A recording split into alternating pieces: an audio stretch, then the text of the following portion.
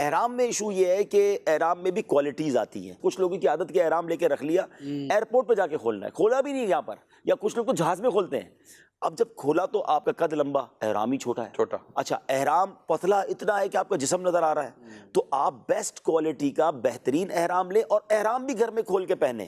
اور میں تو مشورہ دیا کرتا ہوں احرام فرینڈلی ہو جائیں. پاکستان میں تہبند ہی سب سے بڑا مسئلہ ہے ہم شہری لوگوں کا. تہبند پہنتے ہی ٹینشن شروع ہو جاتا ہے, اترے گا کب مفتی صاحب, بھائی پہلے روتے تھے احرام کب پہننا ہے, اب پریشان اترے گا کب. تو آپ اگر احرام فرینڈلی ہو جائیں گے تو آپ کو حج بھی آسان ہو جائے گا, عمرہ بھی اصل میں باندھنا نہیں. ایک تو باندھنا صحیح طریقے سے تہبند آ جائے نا, تو اب آپ ریلیکس ہو جائیں گے. اچھا پھر اس کے بعد آپ اپنے بیڈ روم اپنے احرام میں رات کو سو جائیں, آپ سونا اٹھنا کر لیں گے, آپ کو لگے گا میں احرام کے ساتھ فرینڈلی ہوں, آپ کو حج میں ٹینشن نہیں ہوگی, آپ کا کپڑا بھی چیک ہو جائے گا. اچھا اس میں ایک اور بھی آج کل احرام میں ہوتا ہے, کلف لگا ہوا ہوتا ہے. کلف لگا ہوا آپ نے احرام پہنا نا, وہ کاٹن کا جو ہوتا ہے, تو اس میں بعض اوقات آپ نے تہبند باندھی نا تو وہ آپ کو چبھے گا, جب آپ چلیں گے نا تو وہ رگڑ کھائے گا.